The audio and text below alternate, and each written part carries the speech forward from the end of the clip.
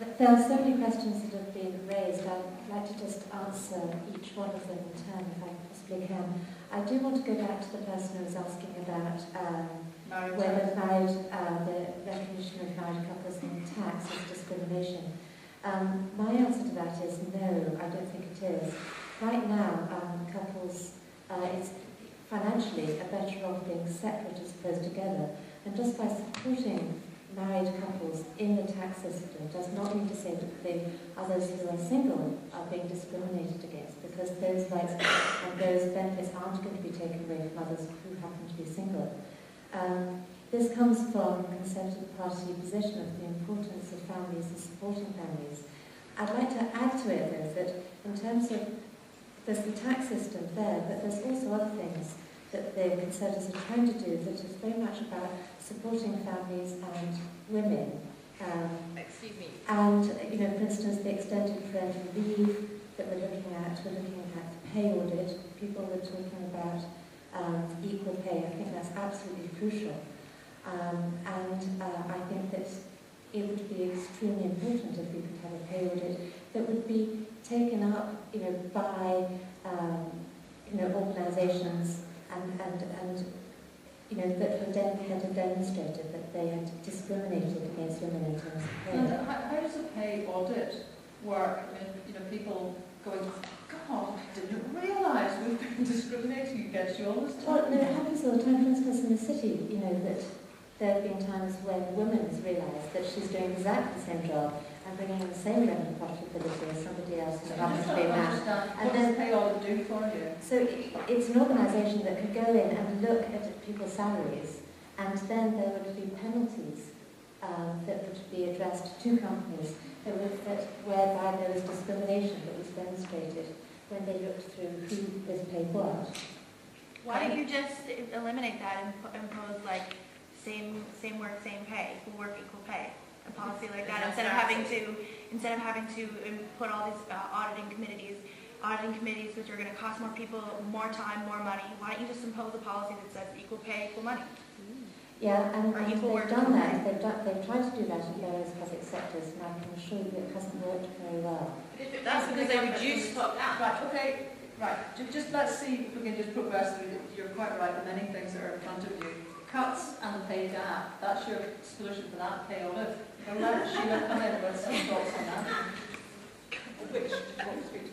Well, you might want to say something about pay audits and whether they work and what your proposals are for narrowing the pay gap. Okay, it has proved to be slightly more complex sometimes than just saying, equal pay for equal work, because the whole issue about the way that some work is defined and valued, I think we have to get into this pseudoscience sometimes of job evaluation and what actually things are worth, and have that debate, because that's how we get into some of the problems that we've had.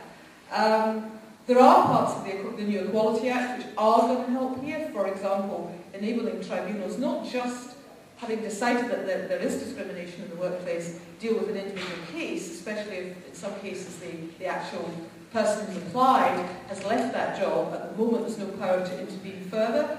The new Act gives the power to actually intervene with the workplace as a whole. I think the equality impact assessments that have been carried out throughout the public sector have helped to clarify and point out to a lot of departments what they should be doing and what they haven't been doing. There is an element of being allowed to discriminate if you have two equally qualified candidates for a post under the new Act. You will be able to discriminate in favour of the underrepresented group. I think that's a big step forward. So I think there are very practical things in the Equality Act which will help.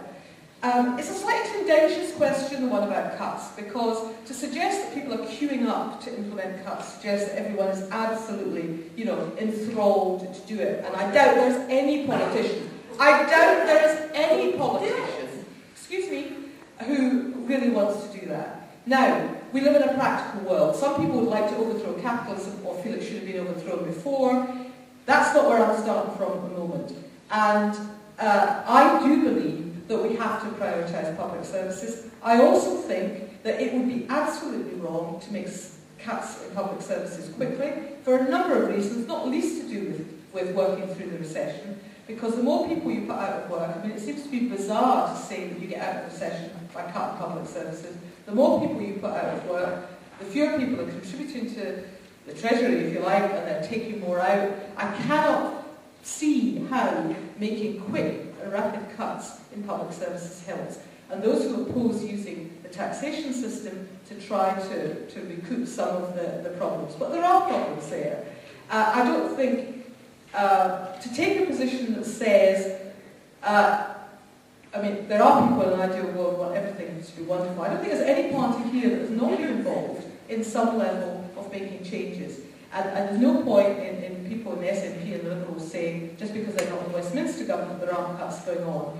This city, I just want to say this very quickly, in this city, finance from the Scottish Government to the local council did not go down this year, neither did finance from Westminster to the Scottish Government go down this year, and nevertheless, a particular council here chose to make cuts and also to implement policies such as reducing the proportion of home care in this city to be provided by the council to 1/3. Right. Can I really step in, because I know you've been asked this question, but we're getting perilously near now to local council issues, which I understand are connected all the way back up to Westminster funding.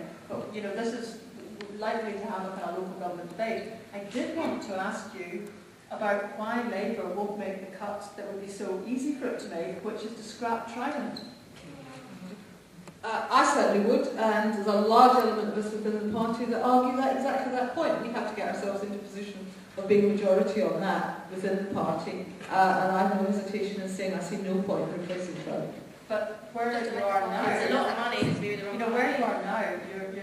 You're not sitting with a leader of your party or a leadership. I accept that. I mean, I don't think there is any party unless you know, we all of us in political parties. We are a sort of internal coalition, and we have things we agree with and we disagree with, and we have to take a balanced view. I've taken a balanced view of sticking with the Labour Party. I believe that so many of the things that we have done have been good, but not perfect. There's a lot of things that I don't agree with, and that's something where we are in politics. If we are, fairly pragmatic politicians, the bane of the left in politics has often been that because people fall out over one thing or another, you end up with huge fragmentation. I don't think we ever get the perfect political party unless it's our own private political party, and there have been a few examples of where things fall apart that way. So, okay, the party as a whole hasn't taken that position yet. As a whole swing of us within the party are fighting very hard on it.